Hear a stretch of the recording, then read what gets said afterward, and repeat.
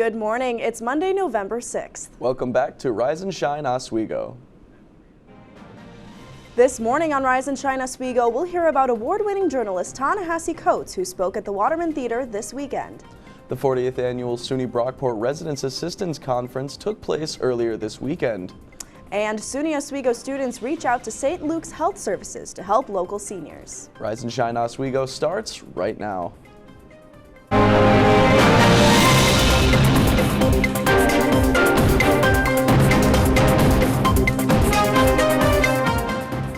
Good morning, I'm Kaylee Richmond. And I'm Riley Jones. Ta-Nehisi Coates spoke in Waterman Theater over the weekend. Coates is an award-winning author and journalist. He covers cultural, social, and political issues, particularly regarding African Americans and white supremacy. He was a writer for Marvel's Black Panther and Captain America. His campus appearance hosted by several SUNY Oswego departments, including the History Department, who encouraged students to hear a different perspective on global issues. Particularly at a time when so many of our students are thinking about questions of race relations in this country, thinking about politics perhaps in a new way, that they can take away some wisdom from the meeting. The event was free, but tickets ran out fast. The audience had opportunities to ask questions and engage with Ta-Nehisi Coates at the end. Over the weekend, the Oswego women's hockey team unfortunately lost both of their first SUNYAC games this season. On Friday night, they took the trip to Plattsburgh to take on their women's team, losing the battle 3-1. Then on Saturday, the Lakers went to Canton to take on their team and ended up losing 1-0.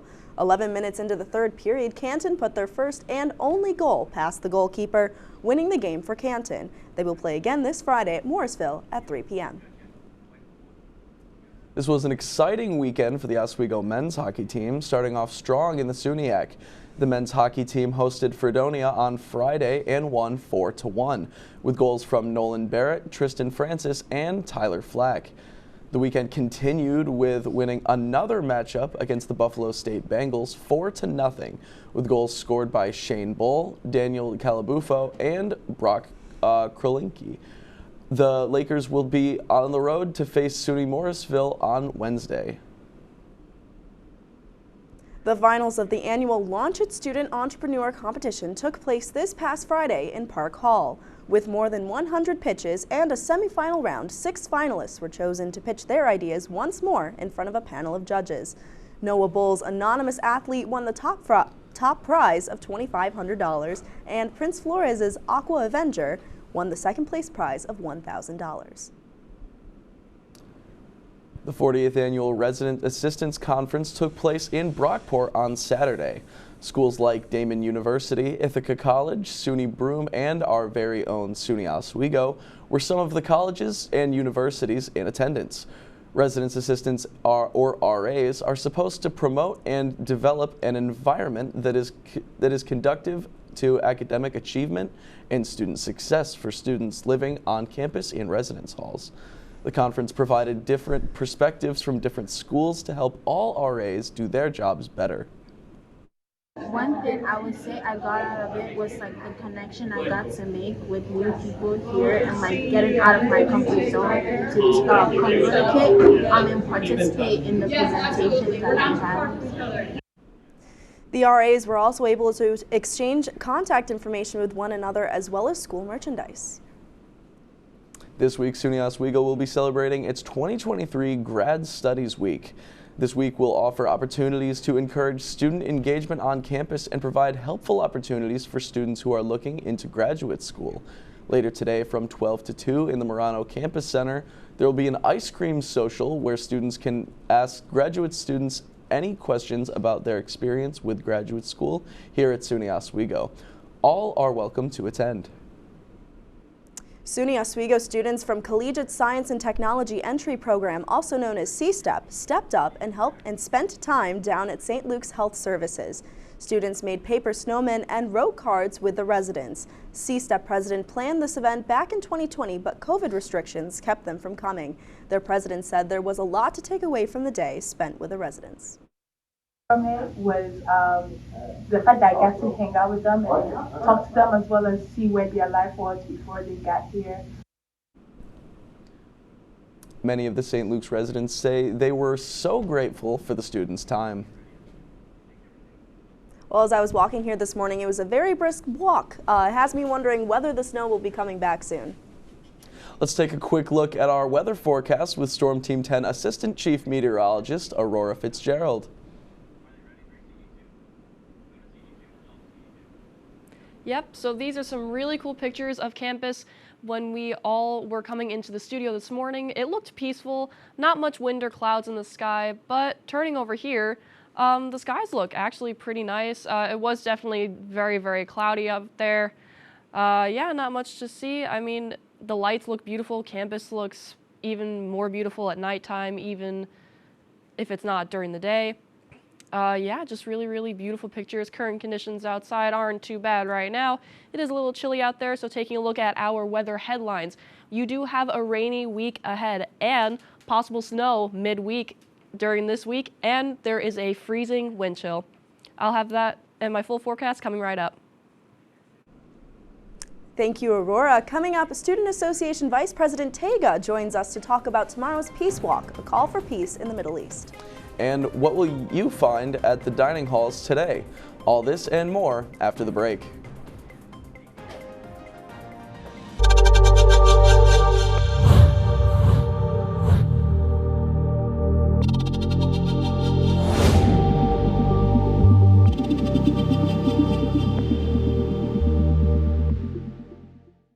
Say, President Stanley, whenever there's bad weather, who would you turn to? I'd turn to Storm Team 10. No, right but you've here. got to say it like this. Storm Team 10. Say it with me. Storm Team 10.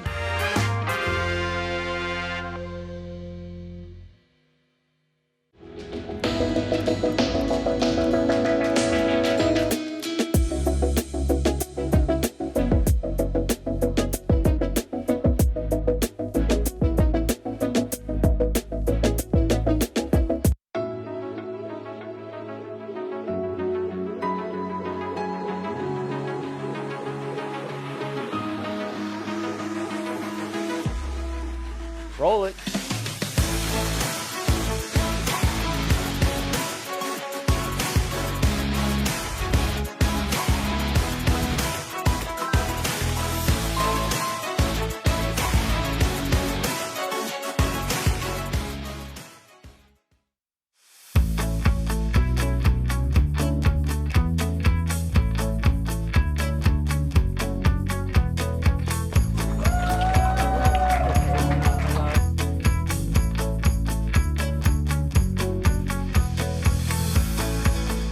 Jill told me it was Kitty from Glee. Yeah, what is it? Al Roker.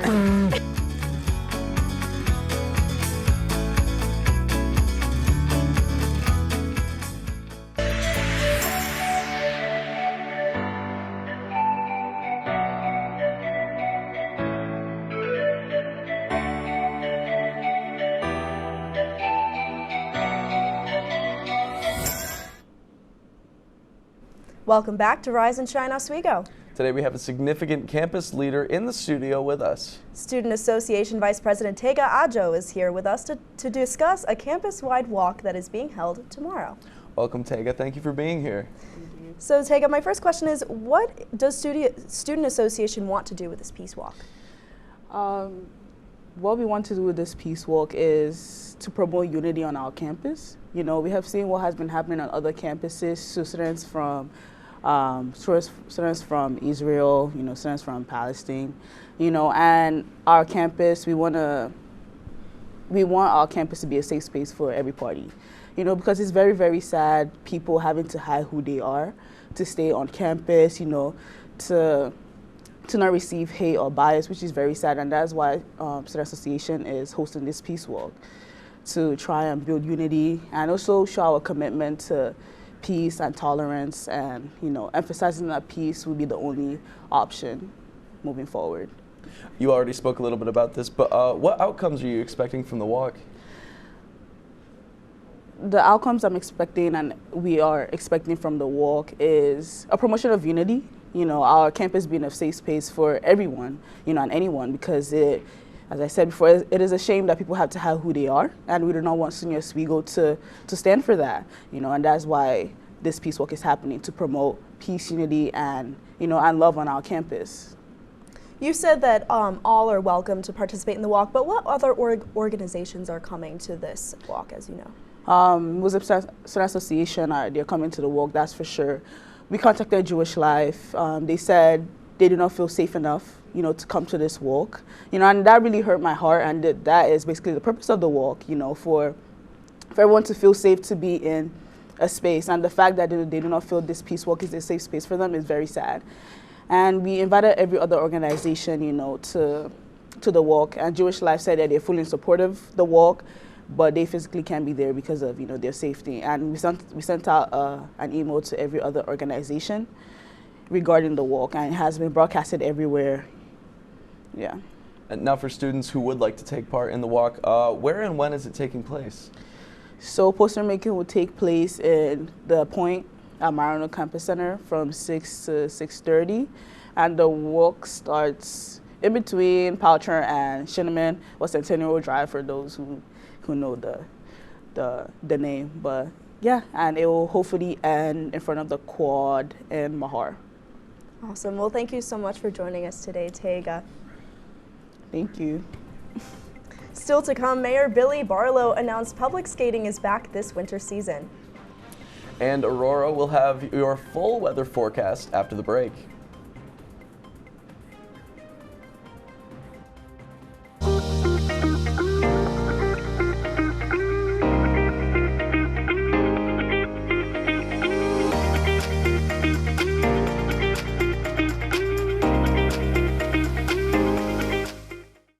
What's going on? Yeah, we go on at like 11:30. It's like no. What do you mean no? It's 10:30. 10:30? Yeah, it's 10:30. What do you mean it's 10:30? Hey, don't touch that. That's my ladder. Hey, man. Whoa. You know this book was already discounted 10%? Wow. Get a close up of that one.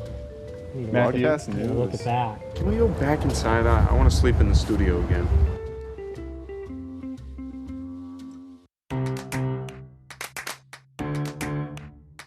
We'll deep dive into our feelings in our Real Talk segment. Stay tuned because it's about to get real.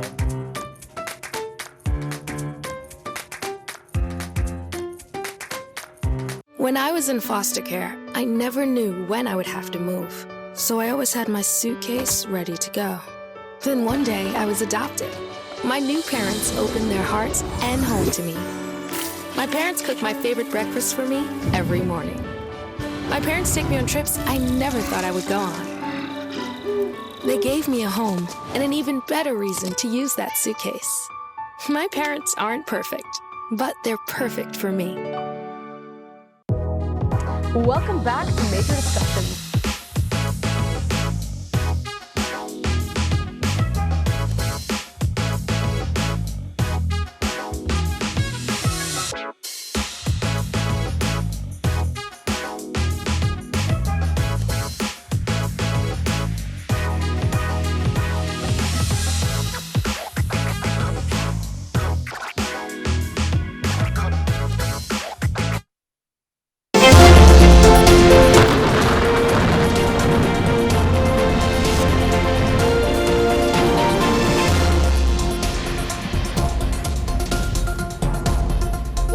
Rise and Shine Oswego. I'm your Storm Team 10 meteorologist, Aurora Fitzgerald. Taking a look at our current conditions for Oswego, it is currently 39 degrees, a little cloudy out there, and it feels like 36 degrees. So there is a little bit of that wind chill. We have winds at southeast at 4 to 7 miles per hour, so it's a tiny bit breezy out there. You're not going to feel much. Pressure is pretty nice out there. Humidity is 84%, so it's a little bit humid. You can tell that the sunrise and sunset are definitely changing. We just had daylight savings, so moving forward. So taking a look at our coffee cast, again, one of my favorite parts of the day. It is going to be a little chilly out there, 39 degrees, a little cloudy, so it will feel a little colder. I say probably get a large coffee. You might want the heat, make you feel warm inside. I know I need one. I don't know about anybody else. And moving forward, taking a look at our precipitation chances. So throughout the week, it looks weird. I know it looks weird. It's going up and down, but Monday, you're going to see a little chance. Tuesday, there's going to be more of a chance. Now Tuesday into Wednesday, you're going to start seeing little colder temperatures, so this is going to bring the midweek snow that I was talking about before. It's probably going to be some sleet, definitely some mixed precipitation, so when you're traveling out there, just mind the rules of the road. Make sure you're traveling very safely out there. So Friday, definitely going to see some rain. And taking a look at our sleepcast. My name is Aurora. They call me Sleep Beauty, so I love to sleep. So you're definitely going to need the heat on. You might want a heavy blanket and some hot coffee again. You might want a large hot coffee. 10 to 6 a.m., so tonight going into tomorrow, it's only going to feel really, really cold, probably around 4 or 5 a.m. I hope you'll be sleeping, or if you're going out to work, you're definitely going to need a heavy jacket. Again, get that nice hot coffee. You will possibly see some precipitation later tonight. So if you're going out, make sure you just have an umbrella, some sort of fleece so you don't get wet. And you're definitely going to want the heat on just a tad bit. And taking a look at our 7-day forecast, Tuesday, 56. So these temperatures are going to gradually lower themselves and then gradually increase. So Thursday and Wednesday, this is when you're going to see the possible sleet chances, and going into later the week, more slight chances of showers. And back to you guys at the desk. Thank you, Aurora. Mayor Billy Barlow announced that public skating is back in town for the season starting on November 10th on Friday. Cullion Rink is opening its doors again for Oswego residents to come in and skate during select evening times on Tuesdays, Fridays, Saturdays, and Sundays. Some time slots are reserved for families, while others are open for all city residents. Public skating is free for Oswego city residents, and skate rentals are just $2 a pair. Anthony Waldron, who for the past few weeks has been on trial for the murder of his 17-year-old stepson, is now accused of threatening to shoot police officers. Thursday afternoon, when a trooper was serving Waldron extreme risk protection order papers, he lashed out at police. According to troopers, Waldron called them a derogatory term for police and stated that if he had a gun, he would have shot them. The incident sent Waldron to the hospital and a mental health center, and has also put a sudden stop on his murder trial. Chicago police are investigating a shooting today after an 11-year-old girl was shot in the head while inside her home. Reporter Kate Kagarian has the latest on the investigation and the status of the victim. A West Englewood family at the hospital bedside of an 11-year-old girl heartbroken tonight after Chicago police say she suffered a gunshot wound to the head while inside her home. She's a little girl. She didn't deserve that. No one deserved that. Latrice Pierce says after the shooting, she saw her neighbors rushing the little girl to help. We just heard gunshots. We ran to the window and ran outside. We seen our neighbors putting the little girl in the car, saying she just got shot in the head. Police say the shooting happened on 68th Place near South Damon. The family of the 11-year-old girl saying they had just enjoyed the afternoon together before a bullet came through the window of their home, striking the little girl. An innocent child is in their own home, the safest place that she should be. Investigators were seen combing the area, going door to door and gathering evidence. Police say they found a gun at the scene. Her family is going through the most unimaginable thing right now, and we need the support of the city. I done spoke with the mother, I done spoke with the father. They are totally upset, in shock, expecting their child to go to school tomorrow. But we need more evidence, we need more people to come forward. No updates have been received from the Chicago police or the family on the status of the 11-year-old girl. Governor Kathy Hochul announced that New York has fully prepared all their emergency response resources for the upcoming winter season and gave some tips on how New Yorkers can stay prepared as winter approaches. Hochul urged New York residents to subscribe to NY Alert for real-time weather and emergency alerts throughout the winter. In addition, Governor Hochul said New Yorkers should consider taking an emergency preparedness course through the New York State Citizen Preparedness Corps program. Staying within the capital region, Governor Kathy Hochul announced that November is now Transgender Awareness Month in New York State, along with several other state actions to support transgender individuals in New York State. Hochul announced $1 million in funding for suicide prevention programs for transgender youth earlier this year, and announced an additional funding opportunity later this month in collaboration with Lorena Borjas, Transgender and Non-Binary Wellness and Equity Fund. Coming up on Rise and Shine Oswego, a new foundation is being created in an actor's name. Plus, new developments in the SAG-AFTRA strike. Our entertainment reporter Kanaya Mabry has the latest. Next in entertainment, see which singer is getting sued again over her classic song. Coming up on Rise and Shine Oswego. But let's take a look at what's on the menu today. For lunch over at Cooper today, you will find yourself chicken tenders with Italian sausage subs. And if you make your way over to Lakeside today, there will be hamburgers and curly fries. For dinner at Pathfinder, they will be serving bourbon chicken along with the pasta station. And for late night at Cooper, there are breakfast wraps. We will be right back with Rise and Shine Oswego. Hey there, I'm Al Roker, class of 76. Yes, way back in 76. Back when the earth was cooling. You're watching WTOP.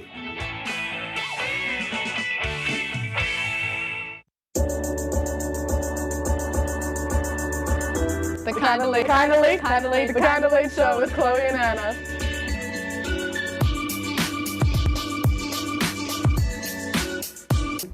Like licorice, Twizzlers, absolutely nasty. The thought of turkey is just nauseating. I think you're wrong, is what I think. You think I'm wrong a lot of times. I do think you're wrong a lot. When you look at the number of disasters in the U.S., chances are every area will deal with some kind of emergency in the next decade. And between school, sports, and social lives, chances are you won't be with your kids when it happens. Will they know what to do? Ready.gov/kids has the educational tools and information to make the conversation easy. When the time comes, chances are they'll feel prepared, not scared. So talk with your family today.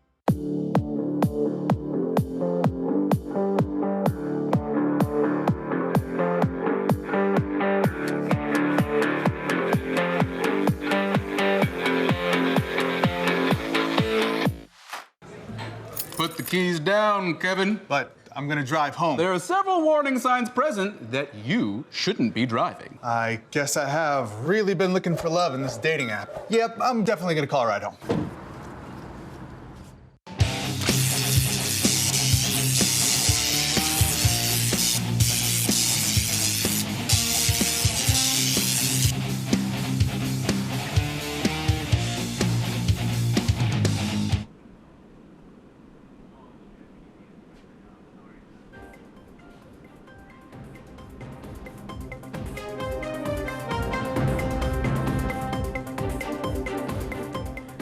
Welcome into Entertainment News. We have a lot to talk about today, so let's get to it.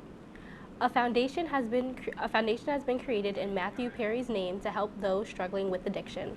The foundation launched Friday, less than a week after the actor's death. In a statement, the foundation said it wants to honor the actor's legacy by making a difference in as many lives as possible. Perry had been open about his lifelong recovery from drugs and alcohol. He detailed his journey in the 2022 memoir, Friends, Lovers, and the Big Terrible Thing. In an interview last year, Perry said he hoped to be remembered most for his efforts helping others struggling with addiction. And next up, all I want for Christmas is to stop getting sued. It's probably what famous singer Mariah Carey is thinking as she is being sued again by country singer Andy Stone. The lawsuit is regarding Carey's 1994 holiday hit, All I Want for Christmas Is You.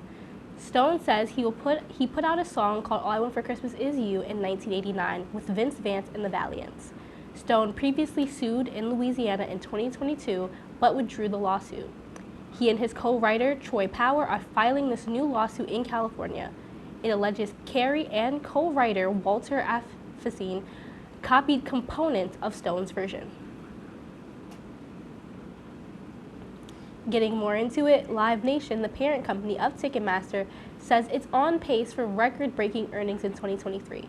The company reports it has had its strongest quarterly results to date with a record of 140 million ticket sales so far this year. Taylor Swift and Beyonce were the hottest tickets in town, but other stars also boosted revenue, including Pink, Harry Styles, Bad Bunny, Jonas Brothers, and Bruce Springsteen. Meanwhile, the Wall Street Journal reports that the Justice Department is investigating Live Nation for allegedly using anti-competitive practices to book venues and top talent and oversee ticket sales. Going into the SAG-AFTRA strike, there may be an end in sight. According to Variety and The Hollywood Reporter, the major studios delivered a new offer to the actors union on Friday. While terms of the offer were not disclosed, one of the major sticking points has been the use of artificial intelligence. The pressure is mounting as studios are trying to keep productions moving and thousands of actors need paychecks. Both sides are expected to return to the negotiating table on Saturday. Lastly, today in entertainment news, we got a holiday-themed podcast, a hi-fi and action flick, and of course, the latest Taylor Swift update. Here's David Daniel with today's Hollywood Minute.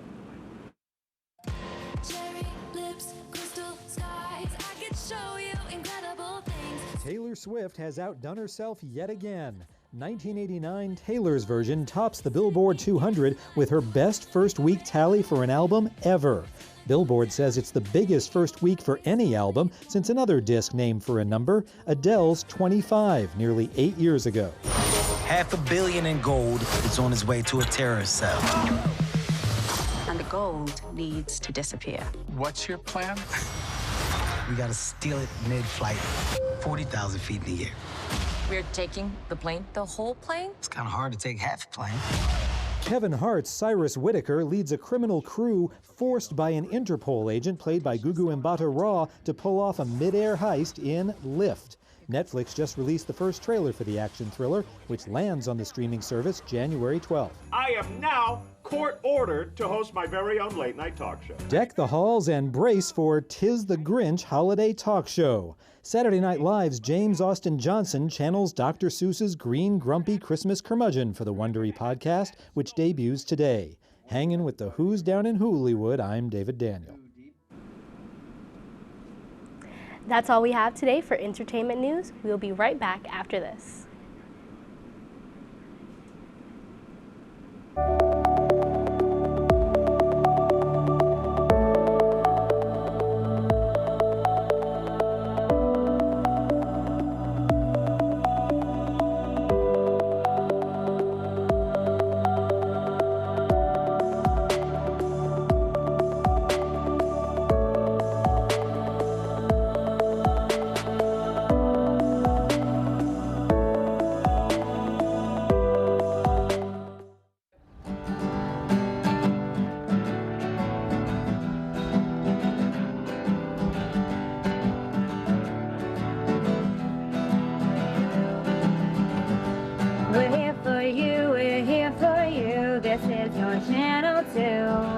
With sports and news and what to do, we're here for you.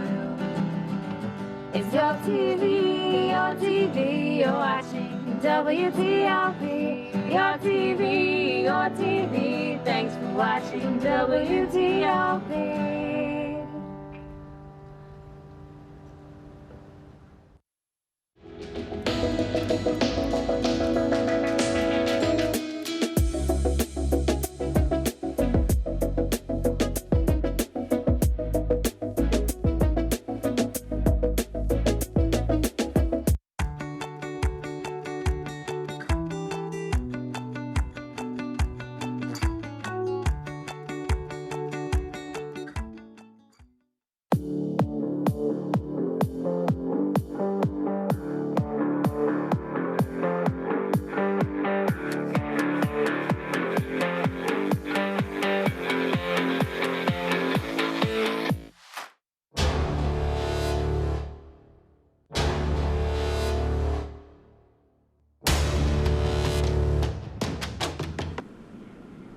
Welcome back. This weekend, top runners around the world took New York City for the 52nd New York City Marathon.